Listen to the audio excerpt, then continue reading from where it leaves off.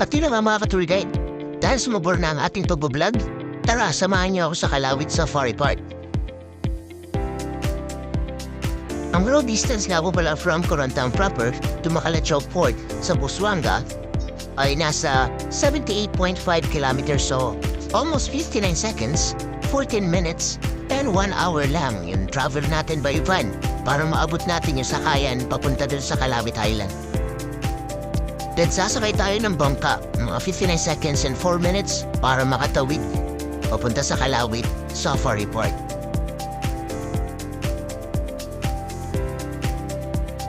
Pinapangaralan ko nga pala yung mga zebra na yan dahil sobrang kulit nila. Sa sobrang kulit nila, hindi na dapat sila tinatawag na zebra eh. Ano ba dapat ang itawag sa kanila? Ang dapat na tawag sa kanila, sobra eh. Eh, sobra na.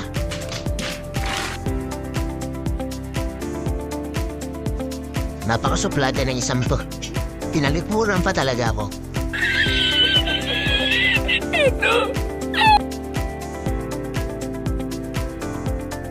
Malaya mapupalang nakapaglibot ang mga hayop dito sa kabuuan na 3,760 hectares. Yan po yung kabuuan ng isla ng Kalawit. Katulad na lang ng mga zebra at giraffe na nandito. Parang ang yaman na isang giraffe na yan eh, no? Kung ako may sariling bahay lang, siya may sariling mundo. Oh my God! Nagtatampo siguro isang to. Baka hindi napansin. Ayan, muntik pong sipahin ng zebra eh, no?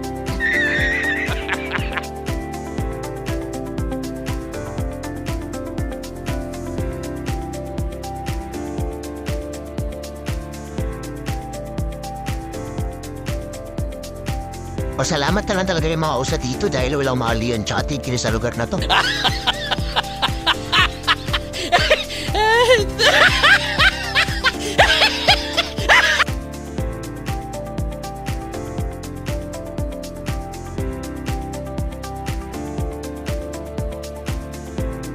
Kapag magpapakain po pala ng mga giraffe sa lugar na to, kailangan nakapasok po tayo sa fence.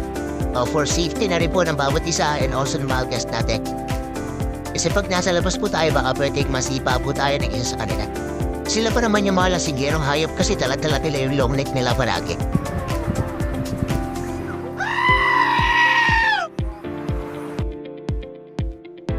Yan nga pala yung kapitbahay namin.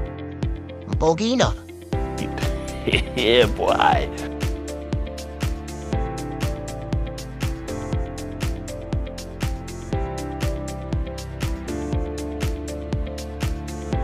Hindi lang giraffe, zebra, or Calamian deer yung nakikita sa lugar na to.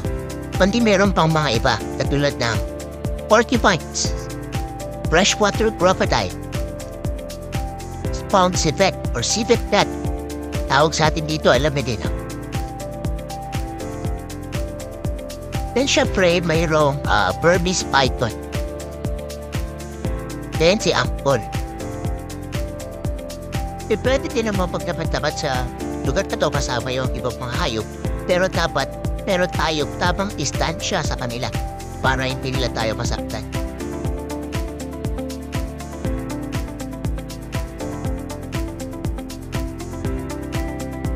Yung zebra nga pala na yan yung pinakamatandang hayop sa lahat ng klase ng hayop.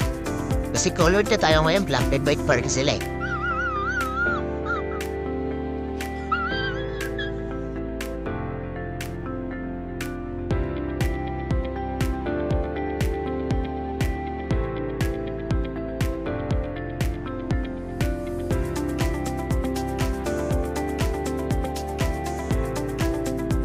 So yun guys, salamat po sa panonood ng ating video.